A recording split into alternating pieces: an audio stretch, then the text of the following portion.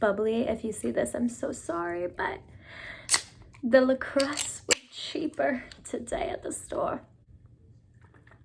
What's up, you guys, and welcome back to another video. Today I'm excited because, first of all, I feel like I'm in my YouTube girl era, and I've just been spending so much time reflecting on how much of a better headspace I've been in. And I feel like if you were to go back and watch some of my other videos, you just don't see the personality like come to life. Well, I'm Claudia, and I am currently in nursing school, and I'm about halfway through, so I have a little bit over a year left before I graduate, and it's just been a blast. Like, I know so many people say that nursing school is horrible and it's not fun and it's miserable, but like, I simply cannot relate.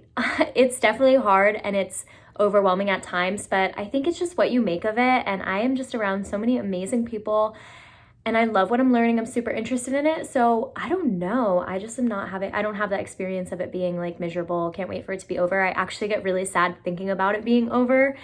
I can't think about it. I might start crying.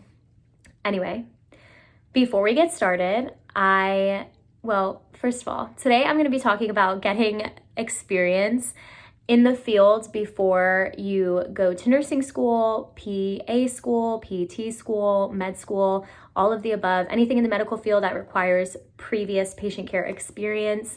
And I'm really excited. And before I do that though, I have to tell you guys a story because I don't want to forget. It was pouring rain the other day and I was running home. I was wearing my flare pants. And you know, the flare pants, they go a little bit longer on the body. I rolled them up, took my shoes off and my socks because I didn't want to slip. And there were a bunch of people that were in the pool and had to leave because it was pouring rain. And when I tell you, I ran around this corner and you just heard the loudest like thunk on the floor. I need to like go down and see if I can get the video from this because I was looking today by the gym and there's so many cameras and I'm like, oh my God, I would love to see it happen again. But I have this like major bruise. I don't know if you can see like the discoloring like in this area. That is from the fall. I'm okay now though, so thank goodness.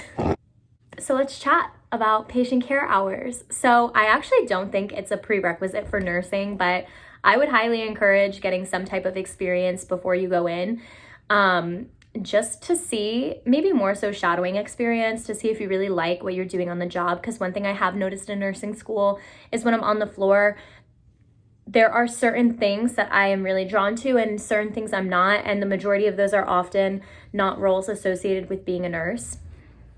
And I think part of that is just where I was at mentally when I was going to school, but a lot of people don't know this. Before I even started nursing school, I actually wanted to go to PA school, and before PA school, I actually wanted to go to med school. So I have done a fair share of research on requirements and prereqs and all of those things like that. And one thing I will say, if you want to go to PA school, is you need patient care hours.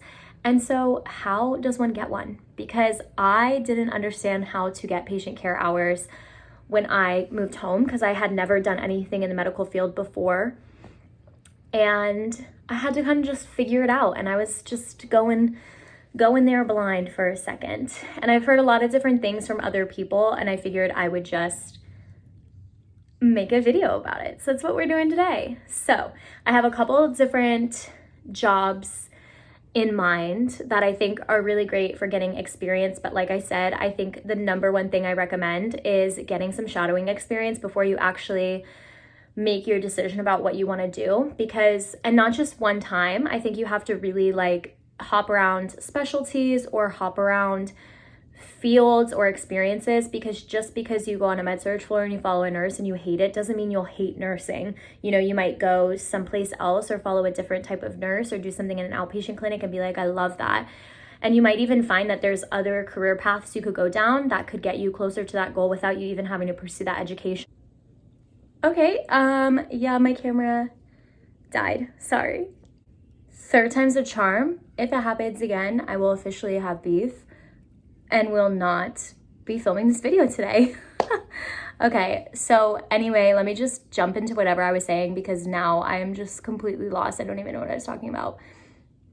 Patient care experience. So I When I found out you needed patient care experience for PA school, I was like, okay, how do I get this experience? One thing I really strongly recommend doing is take everything I'm saying with a grain of salt.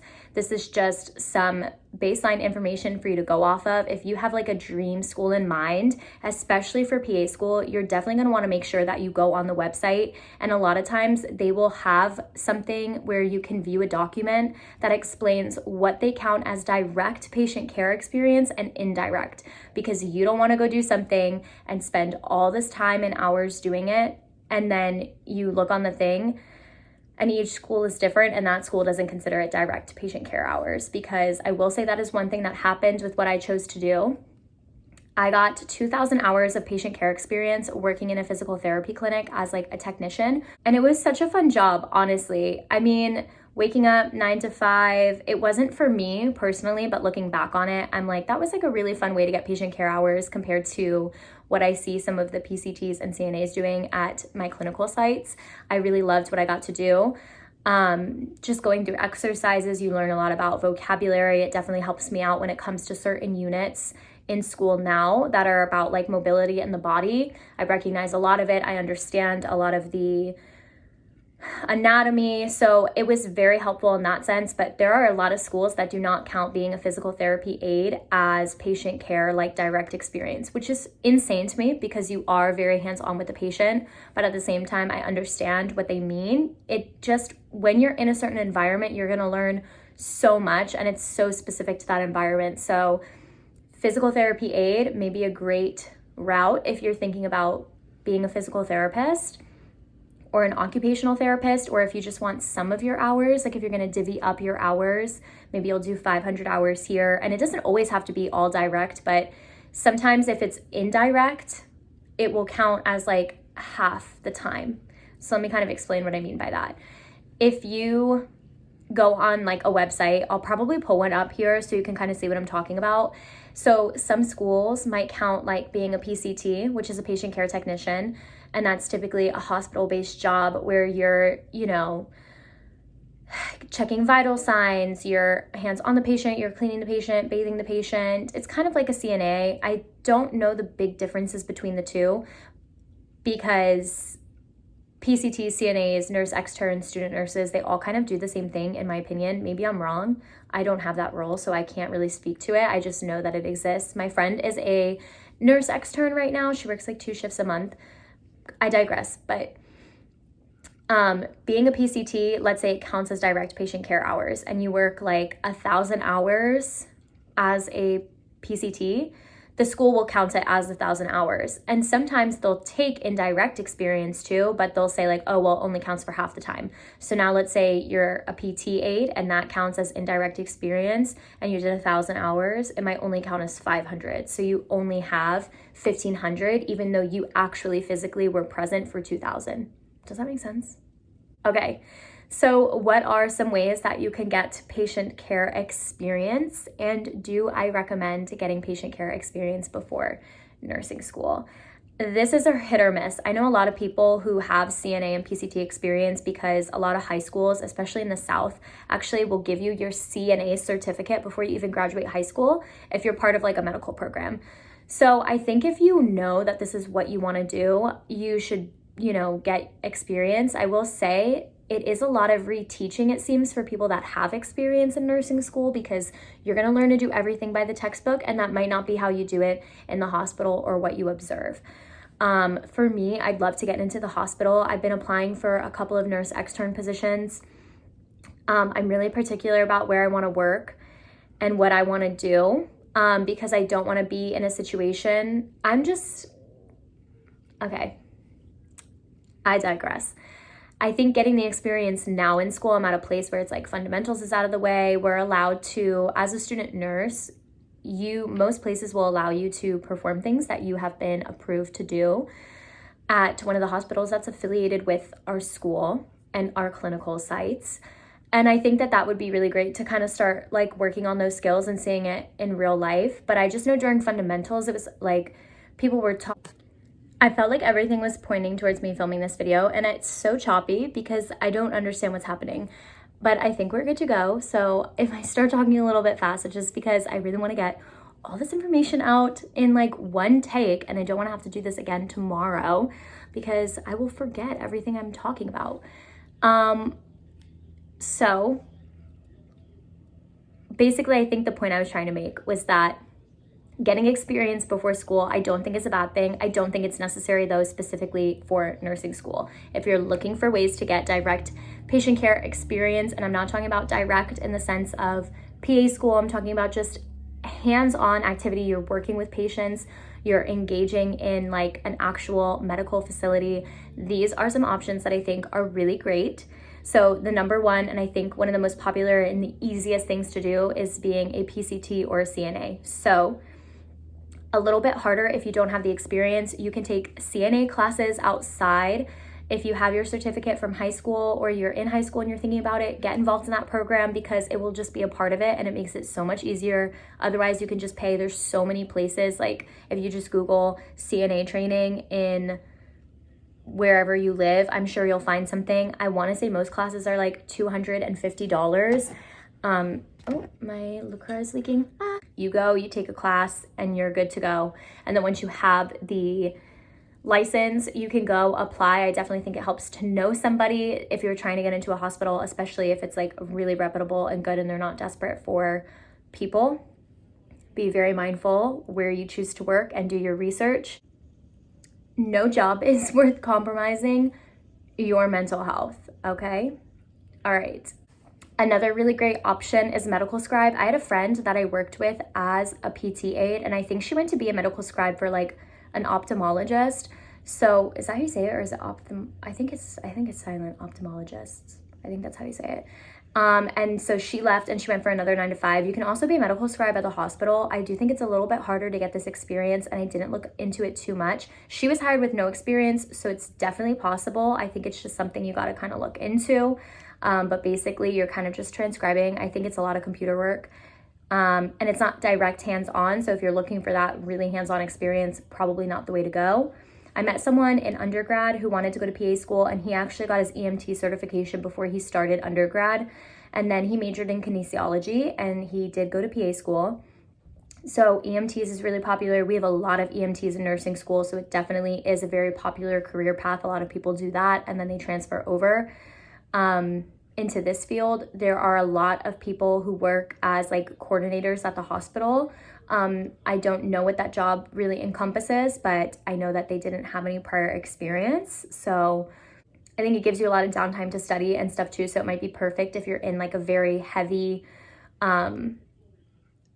major, like if you're like a bio or a chem, or you're pre-med and you want something where you're in the field but you like don't want to be stressed out.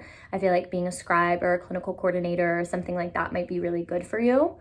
A physical therapy tech, like I said, that's what I did. I had so much fun. It was like a 9 to 5. I woke up, you get like patient care charts, you get your patients for the day. Usually you have a couple an hour. For us, it was like based on the amount of therapists on the floor. So some clinics that I would float to had like 6 patients at a time, 9 patients at a time. The one we did was pretty much like 2 or 3, and I really liked that speed. I got to leave early if we didn't have that many patients, so it was super flexible. And yeah, basically you pull their charts. Everybody has different exercises, some type of therapy to start with and end with. Sometimes it's physical, and you kind of have to like coordinate everybody and make sure that patients like don't need the weights or the treadmill or the bike or the leg press or the TENS unit like all at the same time. You get everything prepped. So I really liked it. I think it's a great thing. It helped me realize I did not want to be a physical therapist. No hate to them. That was something I was thinking about pursuing, and that job for me really made me feel like I did not want to do that. But I did meet somebody who was a travel PT, and that's really fun and exciting. I feel like that is super cool. I definitely want to travel. That's something I'm really passionate about. So that was cool to see. A lot of PT aides that I worked with wanted to go to PA school. So we were all kind of in the same boat. So that was fun because I had a bunch of girls that were like my age doing the same thing, going back to school. I feel like it's hard to find people who are doing that. Sometimes it seems like if you don't go straight through, you're the only person in the world who like is not doing that. But I swear to you, you are going to meet so many people who go back to school, and it's like not the first choice for them. And it definitely helps because I feel like it could be a very isolating feeling. even now in my program, there are so many people who like are just going to nursing school. Like they just opted for an accelerated program. There's a lot of people who haven't, but like my friends personally, this is like the first thing for them. They didn't like go and get another degree and decide in something completely different. So it can be like very isolating, I think sometimes, especially when you start second guessing. But I have met a lot of people that are like me. A lot of people that have similar thoughts of maybe doing something else too after school. So you just kind of never know. And then another thing is phlebotomy. So just like a CNA, you can actually get certified as a phlebotomist. I think that counts as direct patient care because you're literally sticking people with IVs. So that is cool. I did not want to be a phlebotomist. I only know one person who worked in phlebotomy for like 5 or 10 years before going to nursing school, but it is an option and you don't need much experience, I think, to actually get certified to be a phlebotomist. And you can work in so many places like Quest, LabCorp, hospitals. So definitely something to keep in mind. And then, like I said, the last thing is just shadowing doctors, surgeons. I have not done that.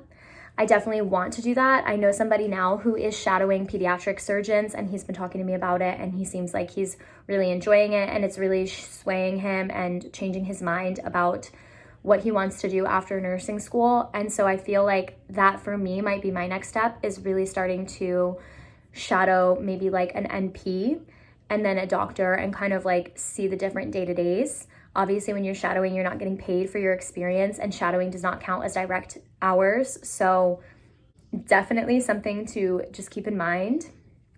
But like I said, if you are looking for patient care hours, I would just definitely do your research if it's a mandatory requirement.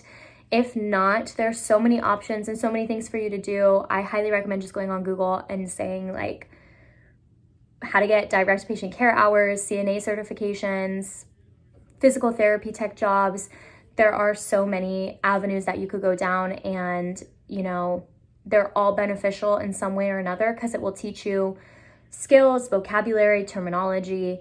And then if you're in school, like I said, there's opportunities like being a nurse extern. A lot of hospitals will have tuition reimbursement. They're very flexible with your schedule. You kind of have direct access after you graduate to kind of get right in. I think some programs, it's really difficult to work. Like you're probably not working in PA school, you're probably not working in med school, but you know, as a nurse extern, I think you only are required to work a couple of shifts a month, like 2, to keep your position. So it's definitely flexible if you're looking for experience while you're in school, specifically if you're in nursing school. I hope you guys found this video helpful. Like I said, I had no idea what I was doing, so hopefully this gave you some insight. I will put some more links and resources in the description so that if you are interested in kind of reading up on it, you can do your research if, you know, my very minimal and lack of preparedness was not enough. But anyway, thanks so much for tuning in. As always, you guys, I hope you have a wonderful rest of your Monday, and I will see you next week. Also, what do you guys think of the shorts? Have you noticed that I've been uploading shorts? I am telling you, I'm in a different era of my life. I'm trying to be more present throughout the week, so it's not just one video every single Monday, but I hope you guys are loving the uploads. I'm trying to get more hands-on experience for you. It is just so hard because I am not allowed to have my phone in lab at all. So I'm gonna work on it this week. I'm hoping I can do like, I hope I can sneak into a lab and practice some trach care. So that's my plan for the week. But I hope you guys, like I said, have a great rest of your Monday, and I will see you next time. Bye.